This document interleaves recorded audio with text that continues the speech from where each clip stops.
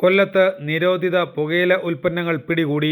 Kannanallur Kairali junction സമീപം ആളൊഴിഞ്ഞ പുരയിടത്തിൽ നിന്നുമാണ് 12 ലക്ഷം രൂപ വരുന്ന 19 ചാക്കുകളിൽ നിന്നും നിരോധിത പുകയില ഉൽപ്പന്നങ്ങൾ പിടികൂടിയത്.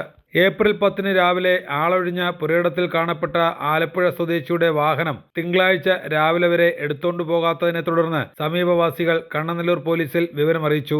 ഇതിനെ തുടർന്നാണ് പോലീസ് അന്വേഷണം നടത്തിയത്. തുടർന്ന് നടന്ന അന്വേഷണത്തിലാണ് പുകയില ഉൽപ്പന്നങ്ങൾ പിടികൂടിയത്. കണ്ണനല്ലൂർ എസ്.ഐ. കൃഷ്ണലാൽ, എ.എസ്.ഐ. ജ്യോതിഷ് കുമാർ, CPOമാരായ പ്രജേഷ്, നജമുദ്ദീൻ, കെവിൻ ജോസ് തുടങ്ങിയവർ ചേർന്നാണ് പുകയില ഉൽപ്പന്നങ്ങൾ പിടികൂടിയത്. ഇത് ഇലക്ഷന്റെ തൊട്ട് പിറ്റേന്ന്, അതായത് വെള്ളിയാഴ്ച രാവിലെ മുതൽ ഈ വാഹനം ഈ പ്രോപ്പർട്ടിയിൽ കാണുന്നു. ഇതിപ്പോൾ എൻ്റെ ഒരു ബന്ധുവിൻ്റെ പ്രോപ്പർട്ടിയാണ്. അവൻ കോഴിക്കോട് എയർപോർട്ടിൽ വർക്ക് ചെയ്യുക. അപ്പോൾ ഇന്നലെ രാത്രി എന്നെ വിളിച്ച് ഇതൊന്ന് എന്താണെന്ന് തിരക്കാൻ പറഞ്ഞു. അങ്ങനെ ഞാനിത് വന്നപ്പോൾ ഈ വണ്ടി ഇങ്ങനെ കിടക്കുന്ന 4 ദിവസമായി. ഈ പരിസരത്തുള്ളവരൊന്നും അല്ല. അങ്ങനെ ഞാൻ കണ്ണനല്ലൂർ പോലീസിൽ അറിയിച്ചു.